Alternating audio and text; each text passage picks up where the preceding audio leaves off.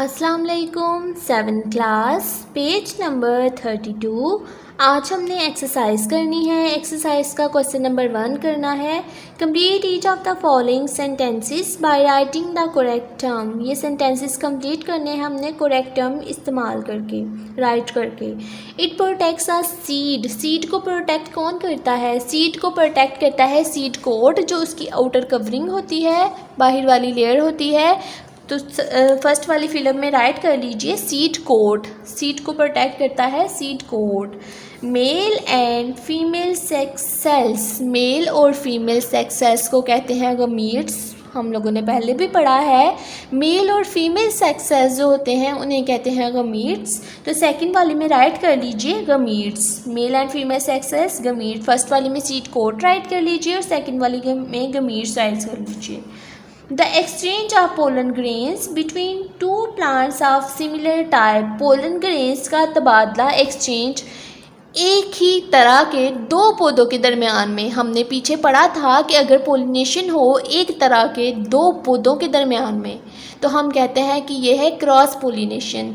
अगर पोलिनेशन एक ही पौधे के दो फूलों के दरमियान में हो तो उसे कहते हैं सेल्फ पोलिनेशन। लेकिन अलग अलग पौधे हों लेकिन एक ही टाइप के हों तो उन दोनों पौधों के दरमियान में जो पोलिनेशन होती है उसे कहते हैं क्रॉस पोलिनेशन। तो थर्ड वाली जो है इसमें राइट कर दीजिए क्रॉस पोलिनेशन। क्रॉस पोलिनेशन इसमें राइट कर लीजिए क्रॉस पोलिनेशन। फोर्थ वाली है most grasses are pollinated bye.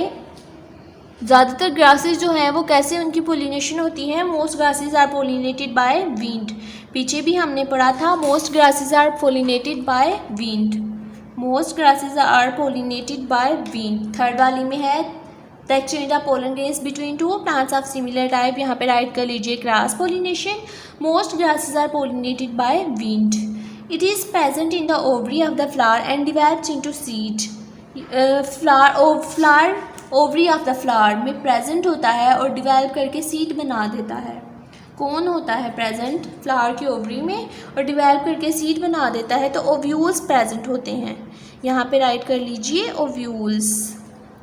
Right कर लीजिए यहाँ पे ovules. Ovules are present in the ovary of the flower and develops into seed. यहाँ पे राइट कर लीजिए ovules.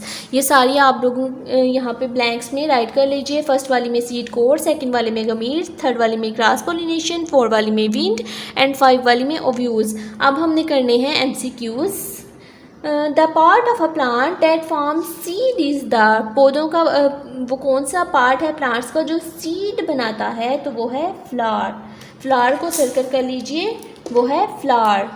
When a bee visits a flower. जब कोई मक्खी किसी फ्लावर किसी फूल विजिट करती है तो वो क्या? Pollen grains stick to its body. तो पोलन ग्रेन्स उसकी बॉडी के साथ चिपक जाते हैं। जब कोई बी किसी फूल पर जाके बैठती है या विजिट करती है किसी फ्लावर को तो पोलन ग्रेन्स उसकी बॉडी के साथ चिपक जाते हैं। Pollen grains stick to its body. C वाले को सर्कल कर लीजिए। Which structure is helpful to the pollen grains to carry sperms to the ovary? कौन सी ऐसी स्ट्रक्चर है जो हेल्प करती है पोलन ग्रेन्स को कि वो स्पर्म लेके जाएं ओवरी में? तो वो कौन सी ऐसी स्ट्रक्चर है? वो है पोलन ट्यूब। पीछे भी हमने पढ़ा था पोलन ट्यूब ही हेल्प करती है पोलन ग्रेन्स को कि वो स्पर्म्स ओवरी में लेकर जाएं। The sticky part of a flower is called. चिपकने वाला जो हिस्सा होता है फूल का, स्टिकी पार्ट जो होता है उसे कहते हैं स्टिग्मा। फूल का जो स्टिकी पार्ट होता है उसका जो चिपकने वाला हिस्सा होता है उसे कहते हैं stigma. Asexual reproduction involves. Asexual reproduction में a single parent plant involve होता है। सिर्फ एक ही पेरेंट प्लांट इन्वॉल्व होता है एसेक्सुअल रिप्रोडक्शन में। A single parent plant. तो बी वाले को सर्कल कर लीजिए। MCQs हैं।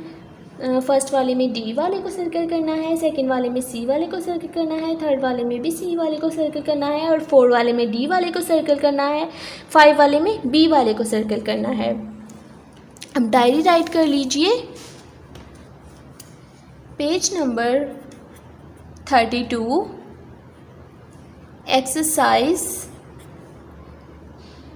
Question number 1। ये वाला question number 1 plus question number 2। Question number 2 ये वाला fill-ups plus MCQs, learn plus right on books. ये आप लोगों ने लर्न भी कर लेने हैं और राइट भी कर लेने हैं, साथ ये सारे जो हैं ये ब्लैंक्स में आप लोगों ने राइट कर लेने हैं। डायरी राइट कर लीजिए